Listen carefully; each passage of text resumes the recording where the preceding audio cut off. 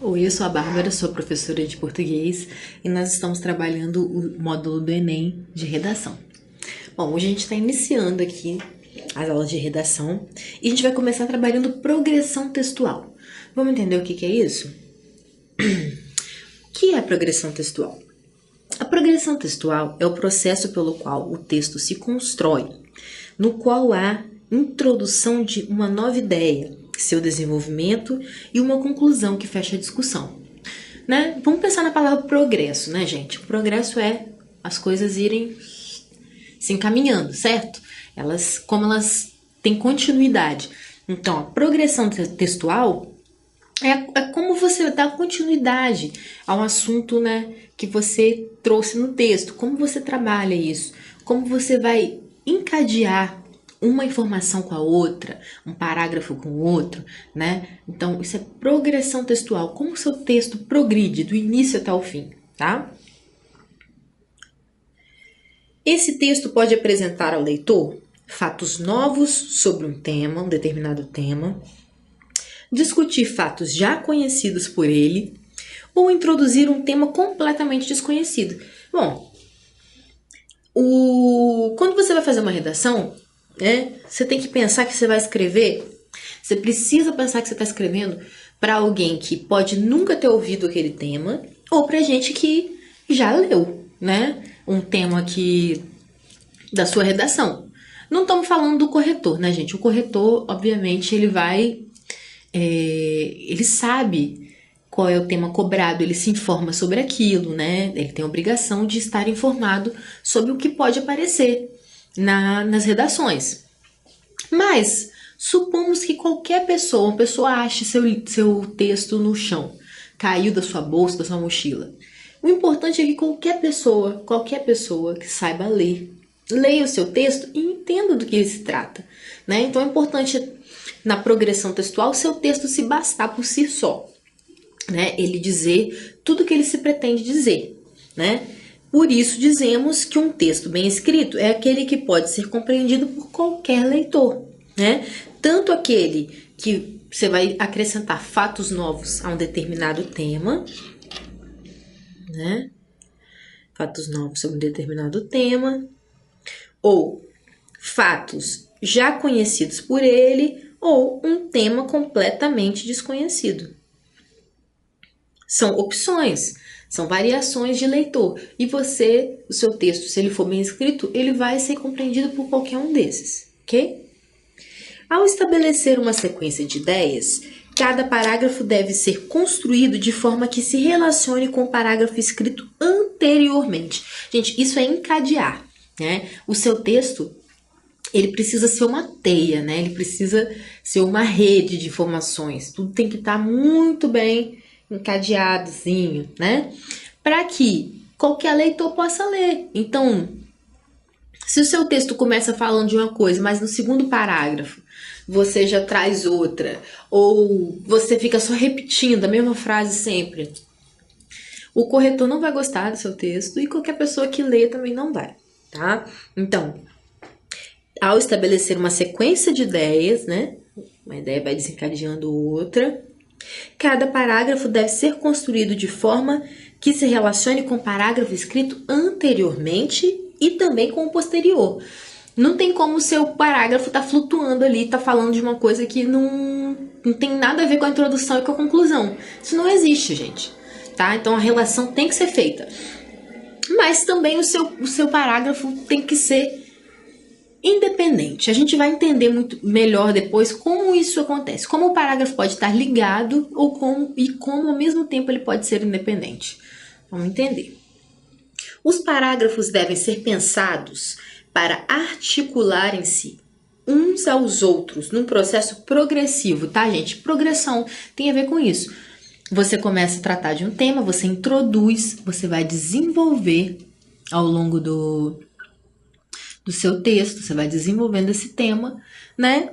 E isso é progredir com o seu texto, tá? Elementos importantes para a progressão. Bom, vamos entender. O texto não pode apresentar apenas repetição de ideias. Gente, não dá para ficar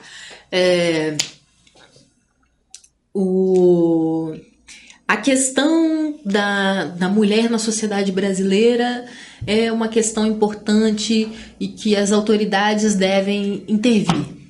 Aí você falou isso na introdução, né? Espera-se que você introduza o tema e que você desenvolva. Por quê? Por que as autoridades precisam intervir?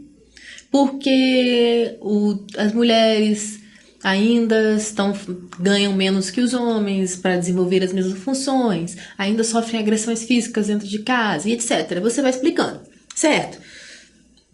Mas se você pega na introdução e no desenvolvimento e fica repetindo a mesma frase, as mulheres sofrem violência dentro de casa e ganham menos que os homens, o governo disse.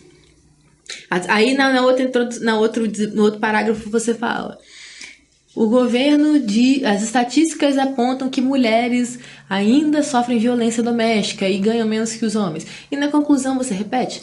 Gente, não é assim que você vai preencher o seu texto. Eu entendo que muitas vezes, né, no desespero de estar fazendo uma prova, você acha que esse é o único modo. Vamos lá. Uma coisa muito importante que a gente vai discutir aqui na aula de redação é que o tema, né, os temas da atualidade precisam estar na sua pauta, né? Você, pré-vestibulando, não pode simplesmente ignorar o que está acontecendo no mundo, porque isso pode ser cobrado de você. Você pode chegar lá no Enem e ter um tema que você nunca ouviu falar. E aí, a coletânea vai ser o suficiente para você desenvolver? Talvez não, né? Então, por isso que a gente sempre fala, se informe, leia, tá? Não só textos jornalísticos, mas leia também livros, né? Porque isso sempre ensina a gente a escrever.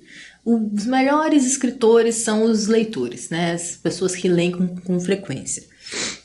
Então, gente, nada de repetir. O que tem que haver, ao invés de repetição, é retomada de ideias, né? Então, retomar ideias já introduzidas ao longo do texto, dando profundidade ao desenvolvimento.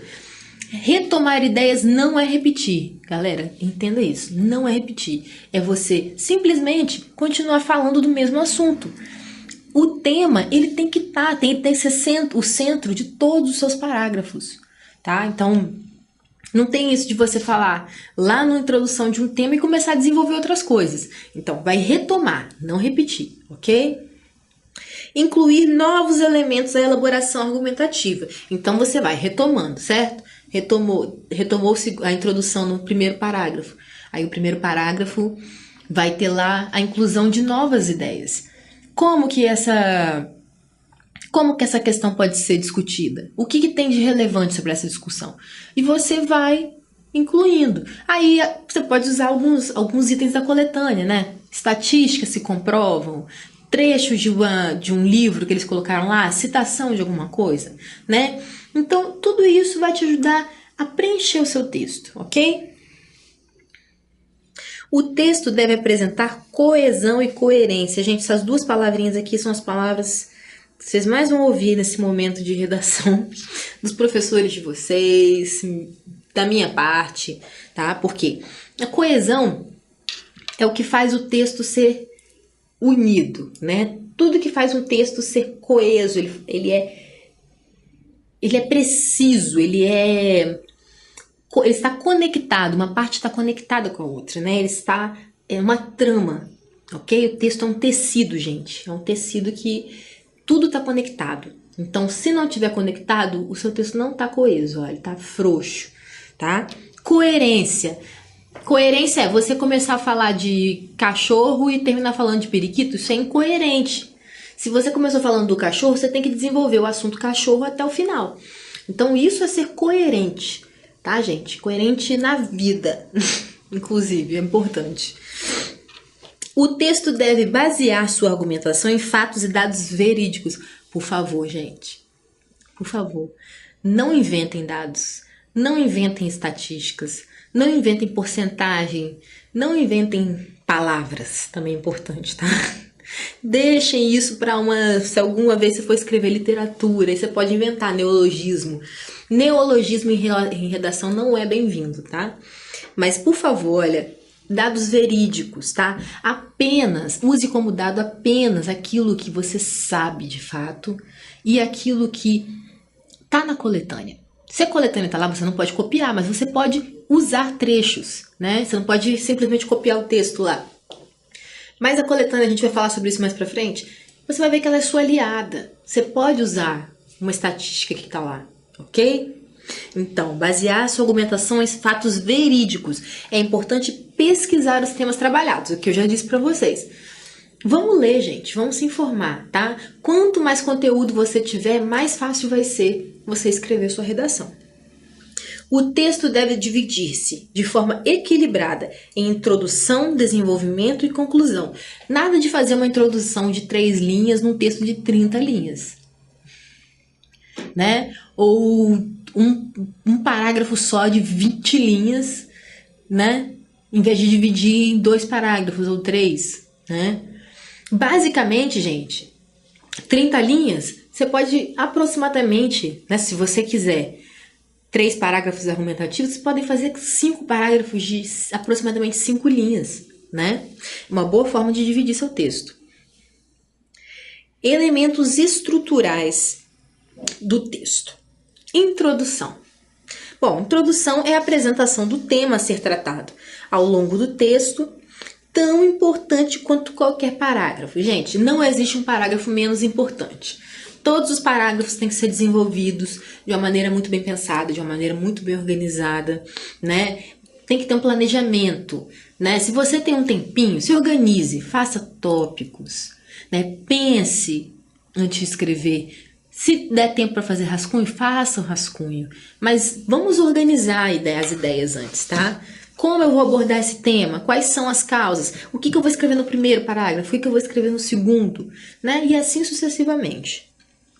Tá? Então, olha, o texto deve guiar-se pela introdução, à medida em que ela abre, direciona e dá o tom da argumentação que será desenvolvida. Bom, a introdução é o cartão de visita do seu texto, é a primeira coisa que o corretor vai olhar, a banca avaliadora.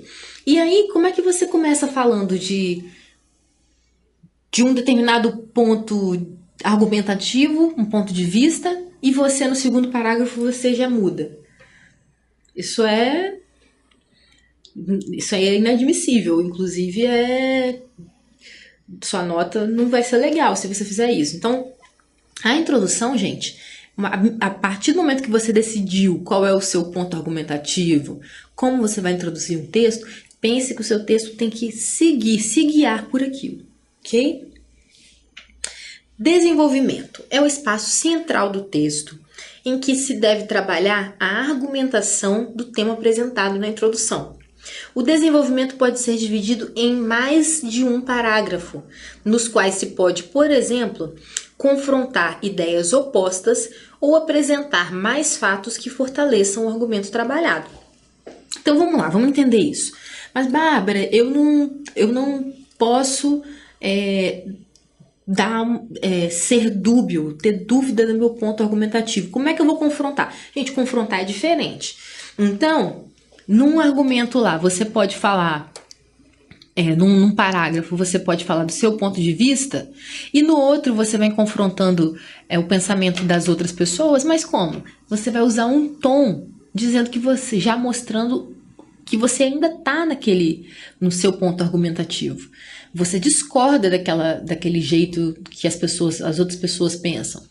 Então, tem como fazer isso. Tem como você introduzir, mostrar o seu ponto argumentativo por causa disso e disso, né, num parágrafo de desenvolvimento. No outro, você vem de uma certa maneira suave, lógico, você não pode ser muito, né, criticando em tom de crítica aquela outra corrente. Entendeu? Você confronta duas ideias. Mas isso é só uma opção, uma das diversas opções que a gente tem, né, de como desenvolver um parágrafo. Conclusão.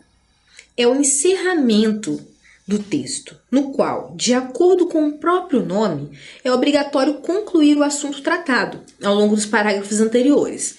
A conclusão deve estar em concordância com todos eles.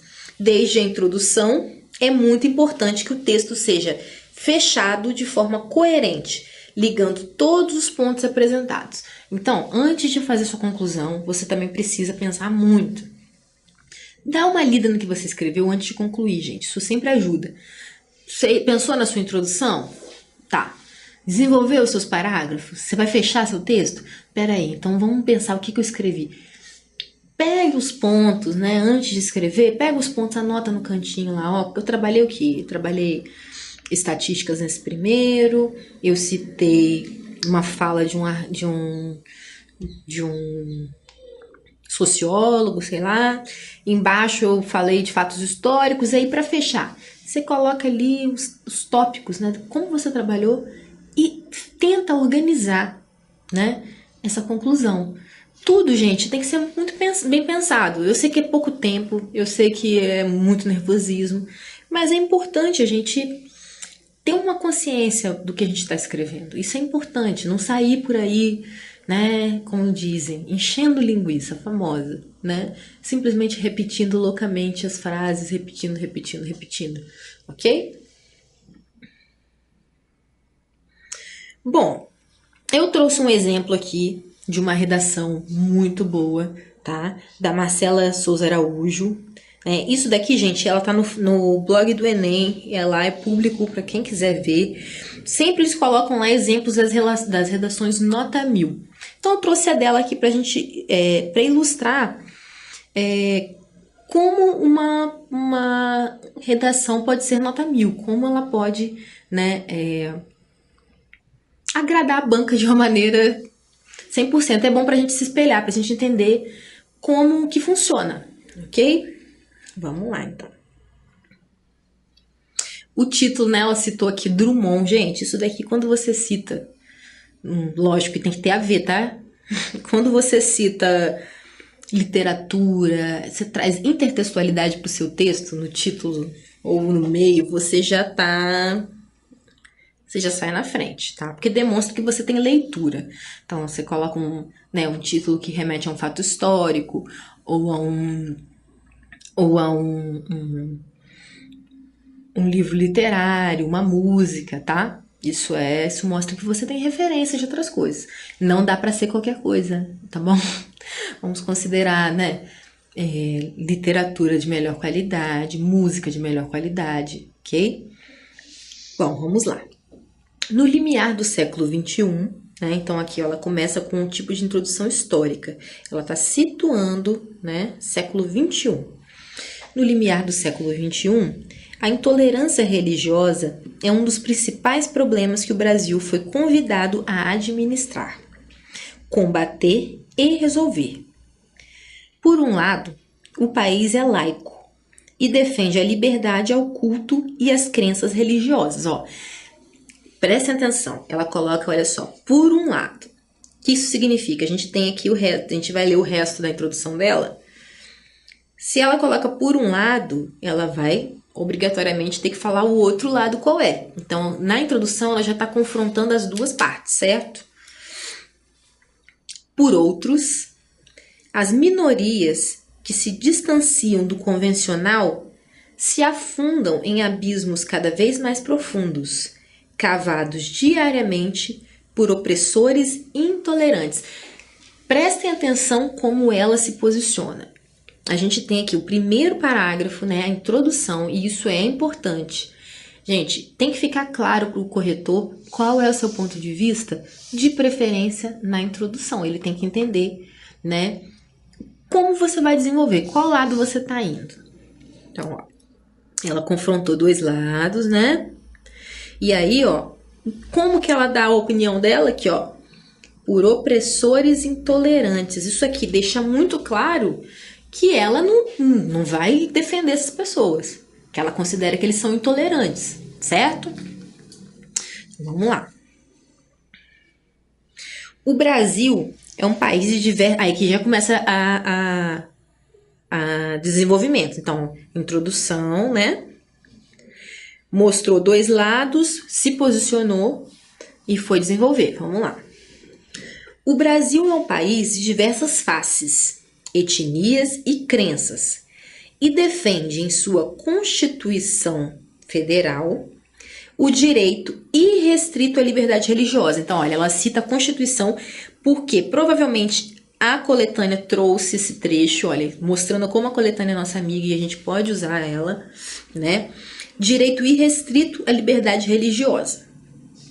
Nesse cenário, tomado como base a legislação e acreditando, nesse cenário, tomando como base a legislação e acreditando na laicidade do Estado, as manifestações religiosas e a disseminação de ideologias fora do padrão não são bem aceitas por fundamentalistas, né? Então ela vai explicando, ó, ela vai desenvolvendo, né? O que ela começou na introdução, vocês veem, ela não repete, mas ela retoma, né? Então tá, por fundamentalistas. Assim, o que deveria caracterizar os diversos Brasis, né? Mais de um Brasil, né? Um Brasil para cada um, que as pessoas pudessem se expressar com liberdade, né? Dentro da mesma nação é motivo de preocupação. Então, você vê, ela trabalha como a intolerância religiosa tem sido um motivo de preocupação para algumas pessoas que simplesmente querem, né, expressar livremente suas crenças, né? Que está concedido esse direito na Constituição. Aí, bom, próximo parágrafo.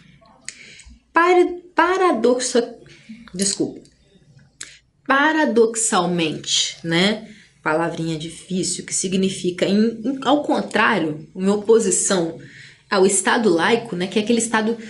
O nosso Estado é laico. Então, isso significa que... Isso daí isso é uma decisão lá do Iluminismo. Significa que o Estado e a Igreja, eles não tomam decisões em conjunto. A Igreja é uma coisa e o Estado, né, a vida das pessoas, ela deve ser decidida apenas pelo Estado, né? O Estado, eu digo, os nossos representantes, né, no governo. Então, a Igreja não pode, não deve interferir nas questões do Estado. Então, o Estado laico, ok? Olha eu de novo. Paradoxalmente, ao Estado laico, muitos ainda confundem liberdade de expressão com crimes inafiançáveis, né? Segundo dados do Instituto de Pesquisa da USP, olha só, ela está citando dados, gente. Provavelmente esses dados estavam na coletânea. Ela não ia lembrar de cabeça essa porcentagem, tá? Então, olha, mais uma utilização. Você está dando informação ali, tá bom? Isso é importante. Segundo os dados do Instituto de Pesquisa da USP, a cada mês são registrados pelo menos 10 denúncias de intolerância religiosa e destas, 15% envolvem violência física, sendo as principais vítimas fiéis afro-brasileiros.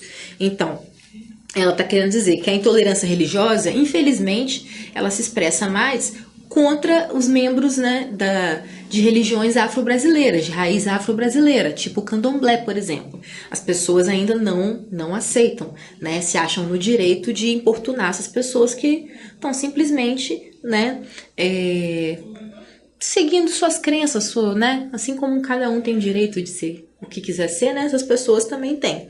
Então, ela está se posicionando, falando que, né, você vê como é que ela vai trabalhando a questão, coloca dados, né, mostrando como isso está acontecendo. Partindo dessa verdade, né, daquela verdade que ela apresentou, o então direito assegurado pela Constituição e reafirmado, olha só, outro dado, reafirmado pela Secretaria dos Direitos Humanos, é amputado ele acaba. Se existe na Constituição e os outros brasileiros que têm os mesmos direitos que essas pessoas não respeitam, né, e partem para agressão física só porque você não acredita na mesma coisa, é amputado, então isso acaba. E o abismo entre os oprimidos e os opressores torna-se, portanto, maior. Então isso vai afastar o oprimido e o opressor cada vez mais distância. Continua.